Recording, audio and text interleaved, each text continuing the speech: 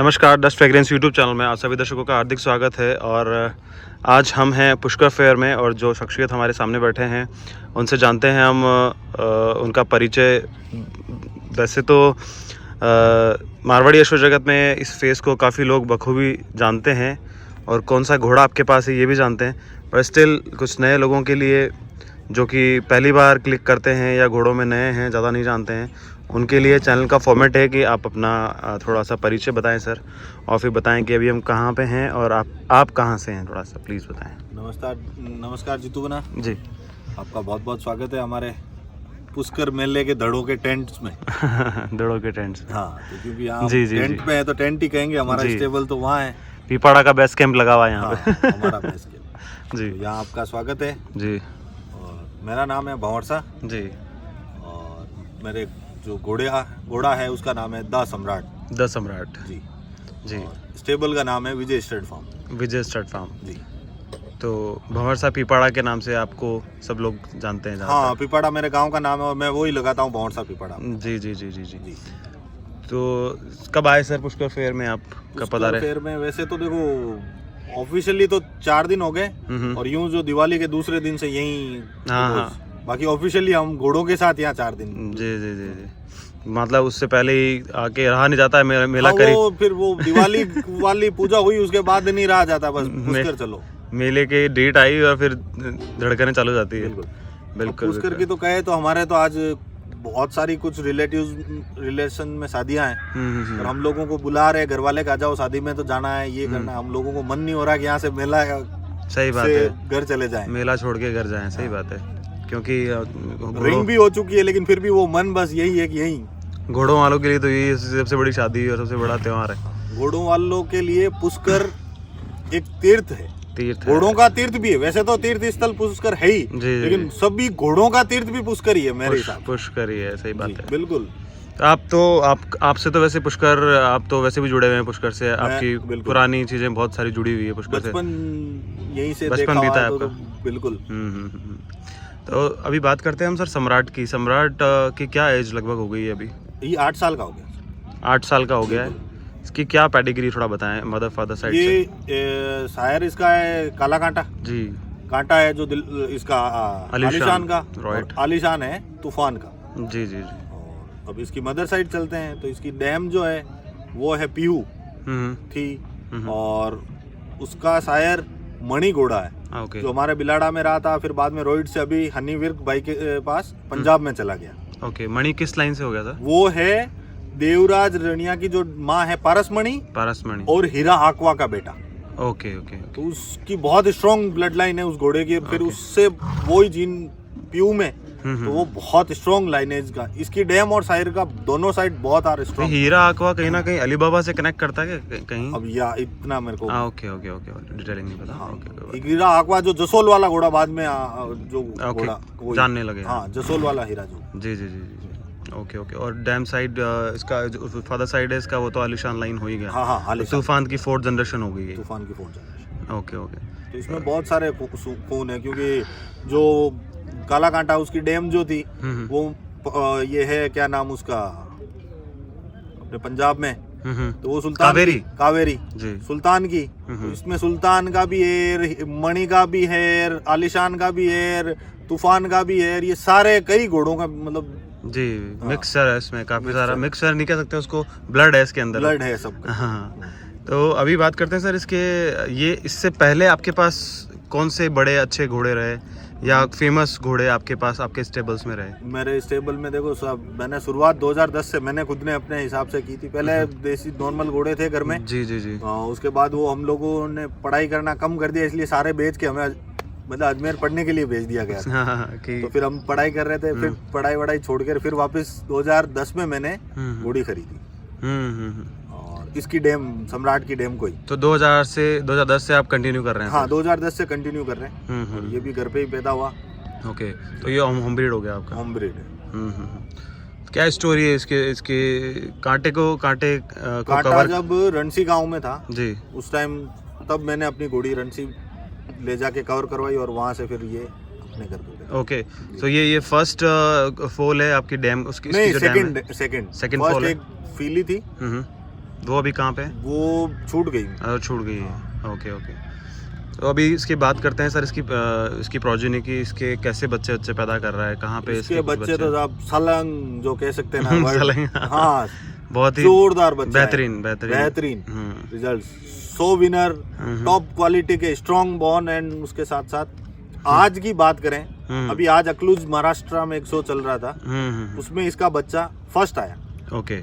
और बहुत ही सेकंड और फर्स्ट के बीच में बहुत ज्यादा मार्किंग का वो रहा डिफरेंट। अच्छा, मतलब जो मार्कशीट में जो नंबर आए, हाँ, उसमें वो +10 नंबर से अच्छा विनर रहा। 10 नंबर्स का डिफरेंस है बाकी दूसरे घोड़ों से, दूसरे घोड़ों में से। तो ये भी एक बहुत बड़ी बात होती है। बड़ी बात है। कांग्रेचुलेशंस। वैसे तो आधे पॉइंट और 1 पॉइंटों में घोड़े जीतते हैं। हाँ, आधा 1-1.5। हाँ, बट वो 10 पॉइंट्स में आगे निकला है, तो सोच लो कि यार, और टॉप क्लास के बच्चे आए थे उस 100 में, ऐसा नहीं है कि कोई कमजोर बच्चे हैं। जी जी जी। सर कितने पैसे भेजे थे आपने अकलूज?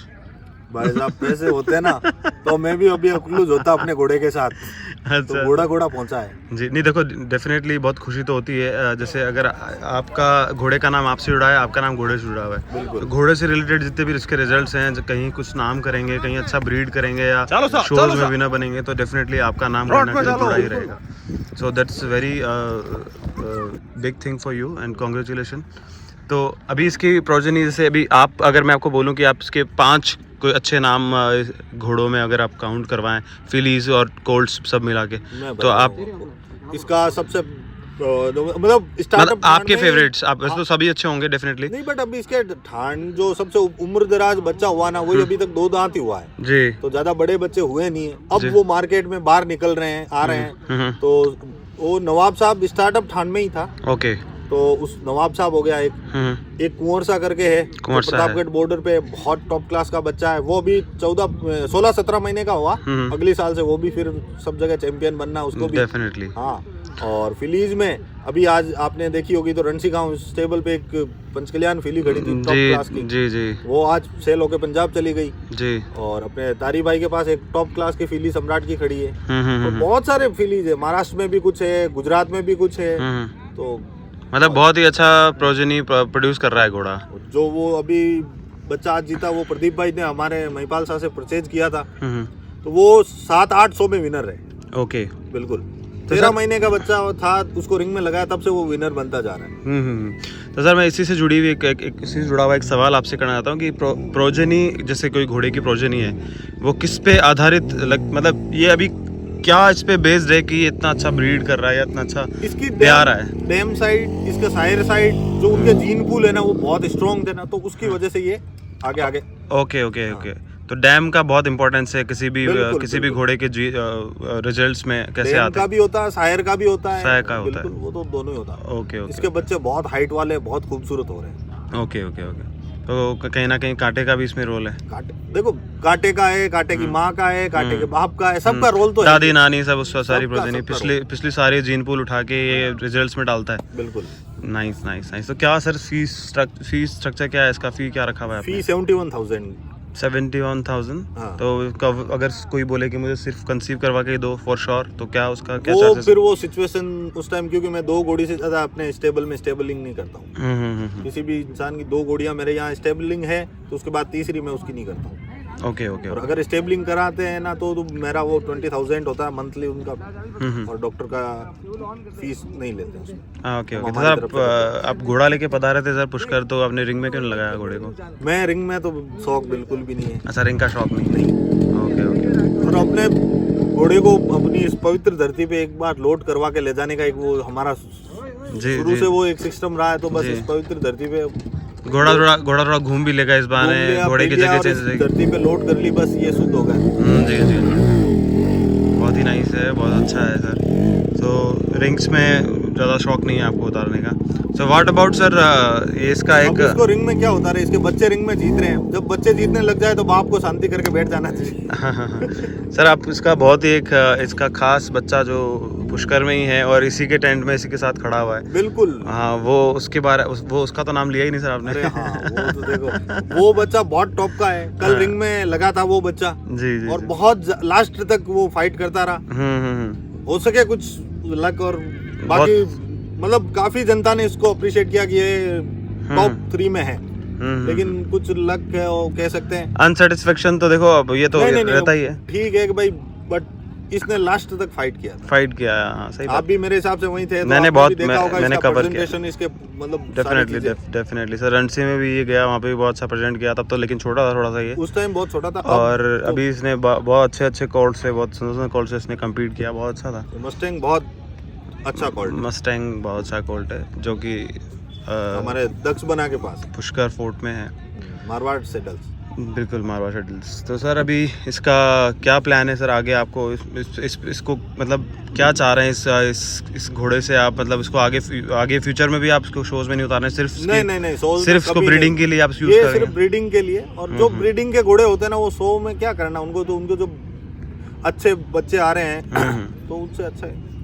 जैसे दिलबाग ने आज तक कभी भी कोई शो किसी शो में नहीं उतरा। बहुत सारे घोड़े, दिलबाग, देवराज, कांटा, आलीशान, ये सब घोड़े जो टॉप के रहे हैं। हाँ, ये अच्छा ब्रीड के शो में कहीं ना कहीं भी नहीं थे ये। बिल्कुल मुझे याद नहीं है कि हाँ ठीक है, कभी कोई शौक से बचपन में उनको, बाकी जब वो अपना पीक टाइम आया तब वो कहीं बाहर नहीं निकलते। ओके। तो सर आपके जब आपके घर में जब ये पैदा हुआ था तब आपको तभी से एक्सपेक्टेशन थी इससे कि ये कुछ करेगा बड़ा? बिल्कुल। जिस दिन पैदा हुआ उस दिन से ही इसके मतलब बहुत अलग ही दाव थे। अच्छा, इसके पूत के पग पालने में दिख गया आपको? के पग पालने में दिख जाता। ओके। तो ये आपका इंडिविजुअल्स आपका चॉइस था कि इसको मैं रखूंगा, या फिर आपको सजेशंस मिले आपके आसपास के लोगों से, या जिनको आप मानते हैं कि वो इस घोड़े को रखना चाहिए, उनके सजेशन लिए आपने, या ये आपका पर्सनल चॉइस था? नहीं, पर्सनल भी था, सब घर वालों का भी था कि इसको सेल नहीं करना, अच्छा सीधा घोड़ा है, बहुत ईमानदार है, सीधा है, तो रखो, आगे देखते हैं। और फिर धीरे धीरे बड़ा होता गया और घर पे ही रहा। फिर अच्छे बच्चे भी आने लग गए, उस हिसाब से फिर सेल करने का तो बिल्कुल। तो आपका मेले में आपका सर कोई न्यूज़ सुनाई नहीं दिया मेरे को कि इसके 5 करोड़ 10 करोड़ लग गए? ऐसा सुनाई नहीं दिया मेरे को, कोई आया नहीं कि ऊपर तक यहाँ तक? करोड़ देखने हैं, होते कैसे? करोड़ देखने होते कैसे? हाँ। सही बात है। देखो, ये अफवाह फैला के हम किसी मतलब आम इंसान को, आम जो किसान लोग हैं उनको मतलब मिसगाइड नहीं कर सकते, भ्रमित करने वाली बात। करोड़ों रुपए की बातें कर करके घोड़े बिकते हैं, अच्छी रेट्स में बिकते हैं, ये मैं मानता हूँ। बाकी हाँ, बिकते हैं, करोड़ों में भी बिकते हैं, क्यों नहीं बिकते हैं। लेकिन हर कोई हम करोड़ों की मतलब यहाँ सोशल मीडिया पे डाल देते हैं, कहीं डाल देते हैं, तो ये बातें कर करके आप मिसगाइड ना करें किसी भी, मैं तो ये कहता हूँ। जी। तो सर अभी तक मैंने सुना ही था कि भंवर शाह बहुत जेन्युइन है और बहुत ही जेन्युइनली वो घोड़ों के बारे में बात करते हैं, लोगों को सजेस्ट करते हैं, और वो आज वीडियो बना के आज आपसे मिलके मुझे ऐसा लगा भी है, और आई थिंक मेरे व्यूवर्स को भी ये लगेगा। So thank you so much, आपका अमूल्य समय दिया आपने पुष्कर फेयर में, आपके बिजी शेड्यूल में से मेरे लिए समय निकाला, उसके लिए बहुत बहुत धन्यवाद। बिल्कुल हुकुम, बहुत धन्यवाद आपका भी। Thank you so much sir. आप कहाँ से बता रहे हैं सर? आप हमारे राघवेंद्र बिना हैं जी, ललाना से। ओके, आपसे पूछिए। हाँ, बता रहे हैं सर। आपको बिल्कुल घोड़ों का शौक है, आपके पास घोड़े नहीं है। ओके। लेकिन मतलब ये इतना शौक है ना कि बस हमारे नंसल लाना तो रखते हैं शायद। बिल्कुल, आपके आप नहीं, मेरे बड़े दादा लगते हैं। हाँ, अच्छा।